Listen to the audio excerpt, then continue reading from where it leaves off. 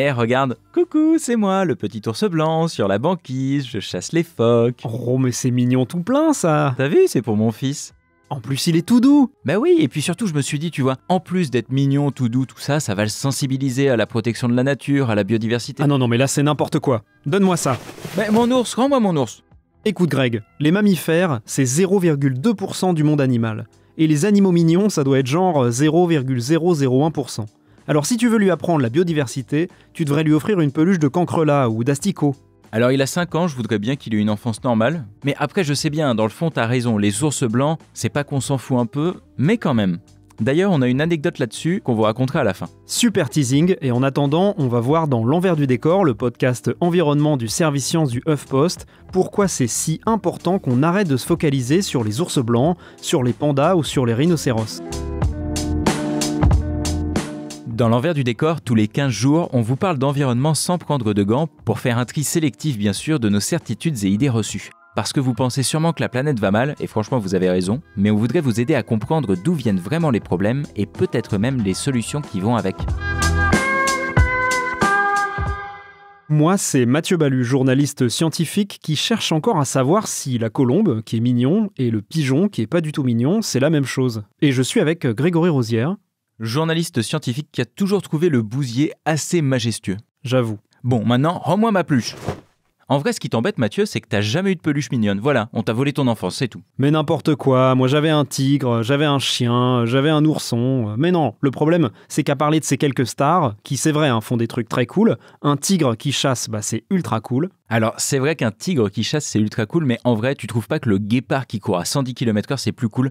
Il court à 110 km/h, mais je crois qu'il court pas très longtemps. Pendant quelques centaines de mètres, alors que l'antilope va à 64 km/h pendant plusieurs kilomètres. C'est ça qui est génial. Et ça, est-ce que tu sais que le caracol, il peut sauter jusqu'à 1,50 m ? Mais t'es branché sur Wikipédia ou quoi, toi ? Non, mais c'est... En fait, je pense que je dois avoir 5 ou 6 bouquins chez moi, et mon fils est passionné de ça, c'est-à-dire on a un livre des records, et ce qui l'intéresse, c'est les records du monde des animaux. Et du coup, on ne fait que ça. L'autruche, c'est celle qui va la plus vite, celui-là, c'est le plus grand, celui-là, c'est ceci. C'est l'enfer. Et clairement, c'est vrai que les grands félins, c'est vachement cool. Les grands félins, c'est vachement cool, c'est vachement beau, mais il faut pas oublier que la nature, la plupart du temps, c'est fascinant sans être cool. Et même sans être beau. Ça, c'est vrai que c'est pas toujours super beau. Regarde les escargots, par exemple. Ou les crapauds. Ou pire. Alors ça, c'est le pire, les scolopendres. Ouais, mais voilà, ça, c'est des bons exemples, tu vois. Les escargots, c'est vraiment moche, mais en soi, c'est incroyable, quoi. C'est quand même des animaux hermaphrodites. Les crapauds, c'est des trucs de dingue. Il y en a qui ont les œufs qui éclosent sur le dos, je crois. Enfin, c'est quand même des créatures hallucinantes. Bon. Ah, mais c'est sûr, ils ont plein de capacités, C'est magnifique dans le fond, tout ce qui se passe. Il y a une vraie beauté intérieure, on pourrait dire. Mais ça n'empêche que c'est un peu dégueu, quoi. C'est un peu dégueu. Après, il y a bien plus repoussant. Tu prends les parasites, par exemple. Ah ouais, alors ça, c'est les bestioles qui s'installent à l'intérieur de nous pour faire leur nid tranquillement, comme genre le ver solitaire. Voilà, le ver solitaire que tu chopes quand t'as mangé du porc pas cuit. Il y a aussi celui qui mange la langue des poissons, tu vois, pour s'installer à la place dans leur bouche. Ah, c'est malin ça. Attends, dans le même genre, il y en a un autre là qui me vient, c'est... Ah oui, je me rappelle plus le nom, mais en gros, il transforme les fourmis en zombies pour qu'elles aillent se faire dévorer par des prédateurs. Ah oui, ça c'est incroyable. Il y a des émissions entières à faire sur les différents parasites. Eh ben dis-toi que tous ces parasites-là, qui quand même dans leur fonctionnement sont assez atroces, à cause du changement climatique et de la disparition des espèces, du milieu naturel, etc., ils sont en danger. 1/3 des espèces de parasites pourraient disparaître d'ici à 2070 d'après une étude américaine. Alors je sais ce que vous vous dites là. Vous vous dites, franchement, c'est pas plus mal. Les fourmis, les poissons, ils seront un peu plus tranquilles. Ça fera moins de fourmis zombies, moins de poissons sans langue. Mais en réalité, c'est pas du tout une bonne nouvelle. Clairement pas. Parce que les parasites, ils jouent un rôle essentiel dans la régulation des espèces, notamment en transformant leur hôte en nourriture pour d'autres animaux. En gros, c'est un maillon important de toute la chaîne alimentaire. Pourtant, moi, j'ai jamais vu de campagne de pub pour la sauvegarde des parasites. Non, mais du coup, j'ai un peu envie qu'on l'imagine quand même. J'imagine une musique sympa, tu vois, petite musique classique, un peu guillerette, avec un animal vu de loin, je sais pas, soit un mammifère ou peut-être une fourmi. Et puis on s'approche, et là, qu'est-ce qu'on voit ? Ouais, tu t'approches et là, la fourmi, elle sourit et tu te rends compte qu'à l'intérieur de sa bouche, en fait, il y a des millions de parasites qui vivent et qui sont tous contents et qui regardent la caméra en disant « Je vis ma vie ».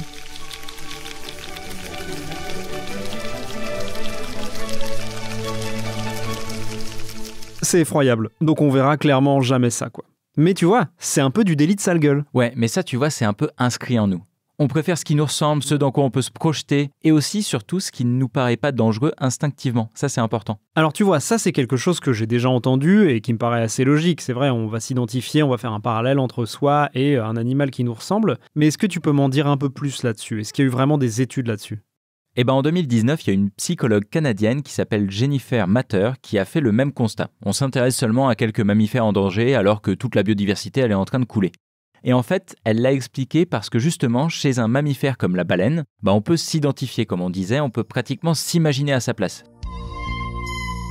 Tu t'imagines toi des fois être une baleine ? Ah, ce serait tellement cool. T'es là, t'es hyper profond dans l'eau, tu fais une grosse sieste, d'un coup t'ouvres la bouche, tu chopes des millions et des millions et des millions de petits poissons. Une fois toutes les 2 heures, tu remontes pour éjecter un peu d'eau et prendre de l'air. C'est la vie, quoi. Et à l'inverse, tu t'imagines là être une anémone de mer ? Non, mais tu sais que j'étais dans le même lycée que Anémone, l'actrice. Waouh, ça doit pas être simple à porter comme nom, anémone. Bon, ça va, c'est pas évident. Qu'est-ce que t'as contre les anémones, toi? Moi, personnellement, rien. Mais tu sais que depuis le dessin animé Nemo, en fait, elles sont récoltées en masse par des gens pour décorer leur aquarium, ce qui les met en danger de disparaître, et pourtant, tout le monde s'en fout. Tout le monde s'en fout parce que quoi? Parce que c'est moche? Parce qu'on s'identifie absolument pas à une anémone gluante. Et ce problème, il est renforcé par nos journaux. Il y a une autre étude qui a montré que sur les couvertures des magazines américains qui évoquent la nature et la biodiversité, dans 40% des cas, on montrait des mammifères. Et encore une fois, c'est 0,2% du règne animal. Tu m'étonnes qu'on ait une vision faussée de la nature. Alors moi je suis bien d'accord avec toi, et tu sais qui d'autre est d'accord avec toi? Darwin. C'est le chercheur barbu, celui de l'origine des espèces, le singe est un cousin éloigné, tout ça. Ah, Charles Darwin quoi, d'accord. Voilà. Et donc il a déclaré, en parlant d'un animal pas joli du tout... Attends, musique, là c'est un quiz, oh. Donc Darwin a écrit en 1881 dans L'origine des espèces, son fameux livre. Attention, là je vais prendre la voix de Darwin. Je doute qu'il y ait un animal qui ait joué de rôle plus important dans l'histoire de la Terre que ces pauvres créatures. Et de qui parlait-il, Grégory? Alors, un animal qui ait joué le rôle le plus important dans l'histoire de la Terre que ces pauvres créatures. Donc déjà, c'est pas des créatures jolies, donc je dirais des puces de lit. Non, quand même pas. Des étoiles de mer. Non, mais t'es malade. Ah les bousiers, ça me ferait plaisir. Ah, ce serait vraiment cool, mais non. Ah, ça doit pas être loin quand même. Des vers de terre. Bravo, il est très fort. Les vers de terre, en fait, c'est ce que les biologistes appellent une espèce clé du vivant. Ils fertilisent, ils recyclent, ils enrichissent le sol. Ils servent de nourriture aux oiseaux, ils servent de nourriture à plein de mammifères. Et ils nettoient littéralement la pollution, notamment aux métaux lourds qui peuvent s'accumuler dans le sol parce que, par exemple, nous les hommes, on n'aurait pas nettoyé correctement nos petites affaires. C'est un héros, le ver de terre. Et pourtant, moi, je l'ai toujours pas vu en vedette d'un Pixar. Après, il y a quand même Worms, tu sais, le jeu vidéo là où tu devais t'entretuer, t'étais des vers de terre avec des armes et tout, c'était rigolo. Ah ouais, j'aimais bien ça, je jouais avec un copain, je me souviens. Il y avait aussi Earthworm Jim, tu te rappelles? Ah mais carrément, c'était un ver de terre. Il lui était arrivé quoi? Il avait un problème génétique, il était tombé dans un truc radioactif, non? Et on avait une sorte de, tu sais, de combinaison spatiale, on rentrait dedans et on devenait super fort, quoi, du coup, c'est ça, hein? Ouais, voilà, c'est ça, et s'il perdait sa combinaison, il mourrait instantanément, un truc comme ça, je crois. Donc en gros, Earthworm Jim, c'est vraiment, c'est limite un jeu en hommage à Charles Darwin pour montrer que le ver de terre, c'est le plus grand des super-héros, quoi. Exactement. La rumeur dit même que c'est Charles Darwin qui l'a inventé, Earthworm Jim.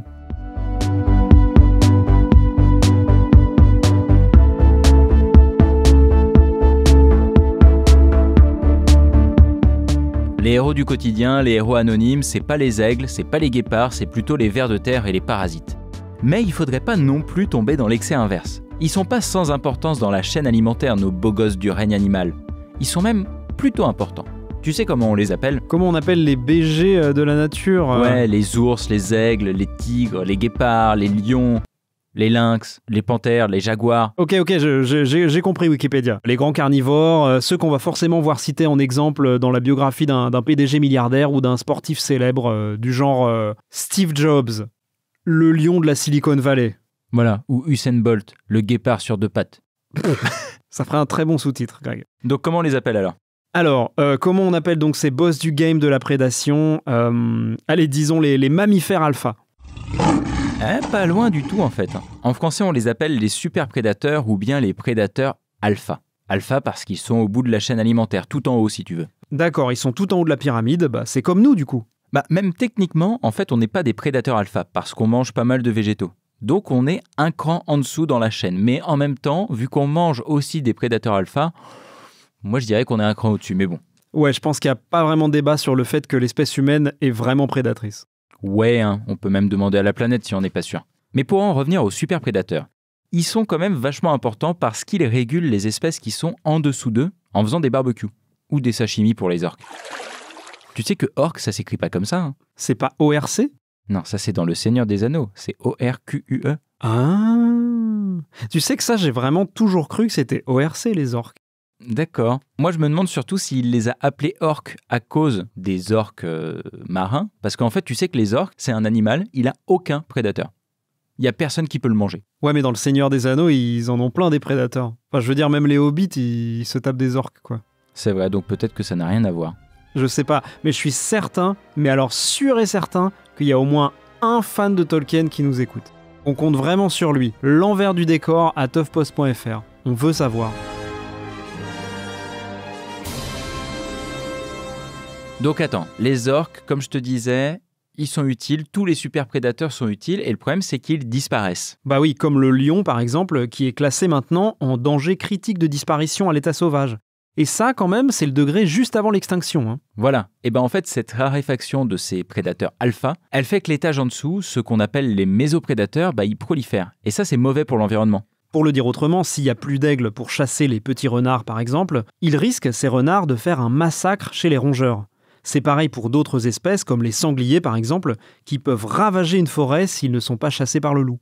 Exactement, donc en fait ce qu'on vous dit c'est pas de mettre le feu à nos pluches de mammifères hyper charismatiques et d'arrêter de s'en occuper. Ah pardon.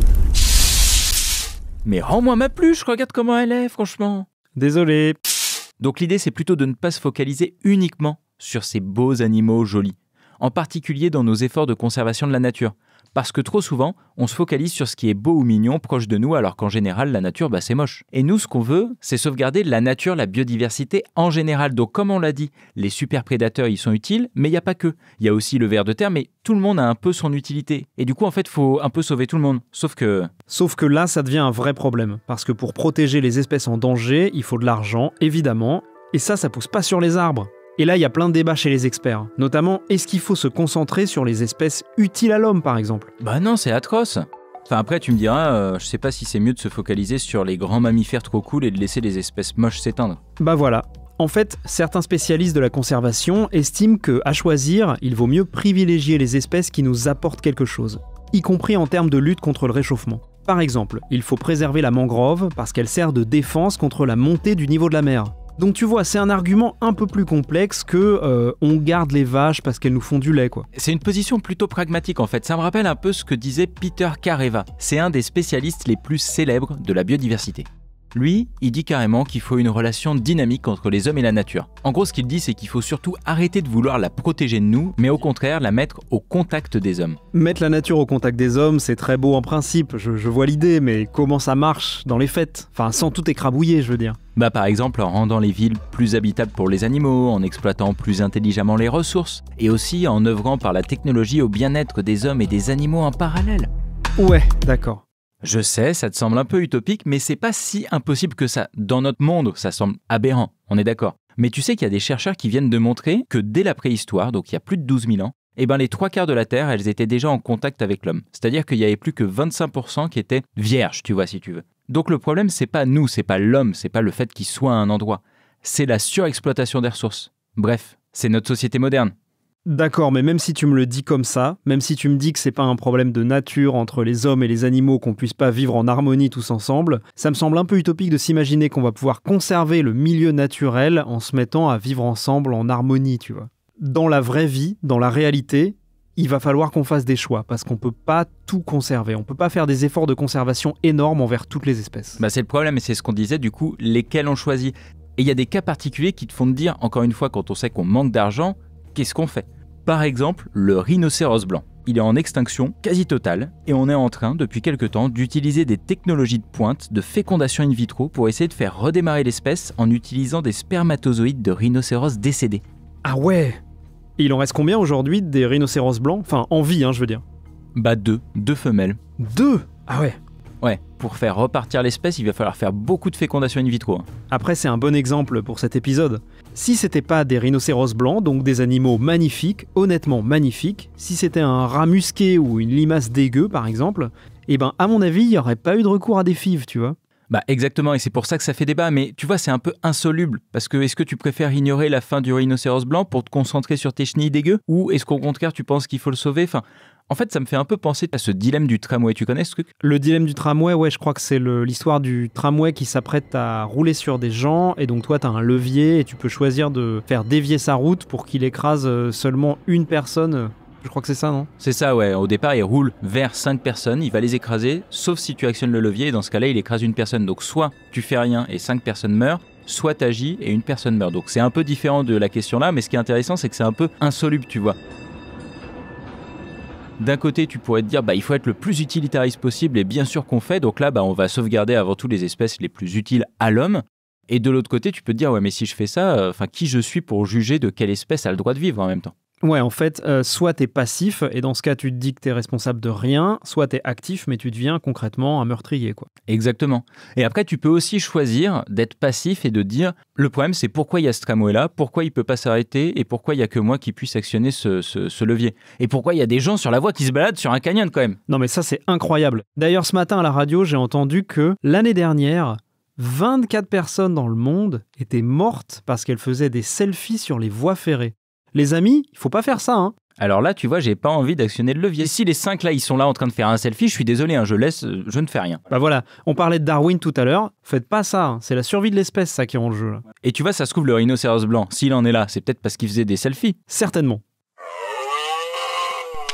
Et non, s'ils en sont là, c'est par notre faute. C'est tout le problème, c'est que tout ça, c'est insoluble en l'état.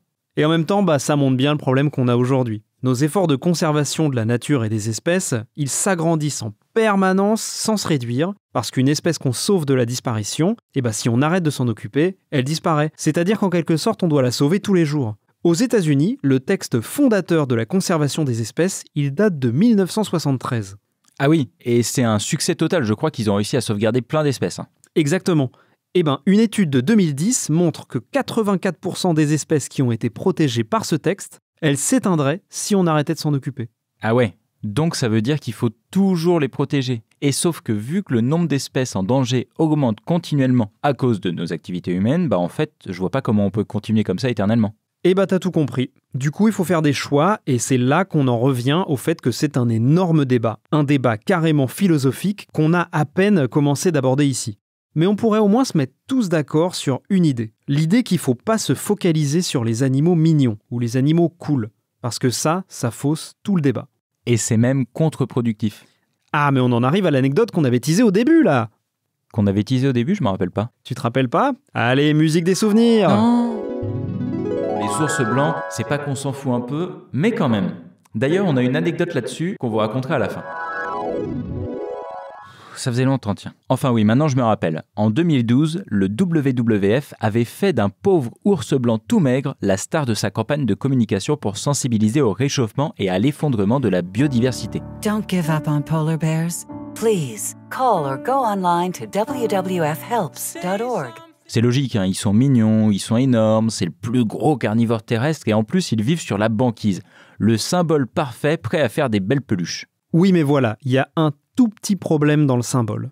Les ours blancs, ils sont pas en voie d'extinction. Et aujourd'hui, le WWF, cette pub, il s'en mord les doigts en fait. Parce que le symbole, donc l'ours blanc, il est devenu beaucoup plus connu que le message qui était de sauver tout l'écosystème de la banquise. Et aujourd'hui, l'ours blanc, alors qu'il s'en sort plutôt pas trop mal, la banquise, elle est dans un état qui s'aggrave de jour en jour. Du coup, les climato-sceptiques, ils utilisent cet argument en disant « Regardez, vous parliez de l'ours blanc, ils s'en sortent très bien, il y en a tant de population. » Exactement. À cause de cet effet de loupe, c'est devenu hyper contre-productif, cette campagne de pub. Et aujourd'hui, l'association, elle se bat pour changer cette image et donc la rendre plus subtile, plus diverse, plus complète. En gros, l'ours blanc, l'idée, ce serait qu'il prenne une place bien moins grande dans la communication du WWF. Comme quoi, miser sur les animaux mignons, parfois, c'est pas la bonne stratégie.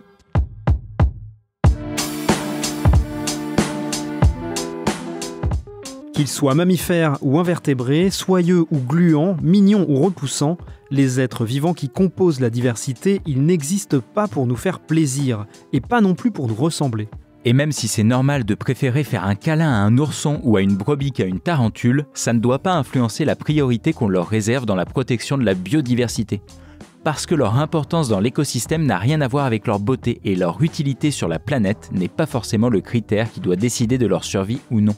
Vu notre place sur la planète et la pression qu'on exerce sur l'écosystème, la question de ce que l'on protège doit se poser de la manière la plus large possible. Et ça commence avec le regard que nous portons sur la nature. La nature, on vous l'a déjà dit, elle est souvent moche, et c'est très bien comme ça. Alors on vous laisse sur ces paroles pleines de beauté intérieure et on vous dit à dans 2 semaines.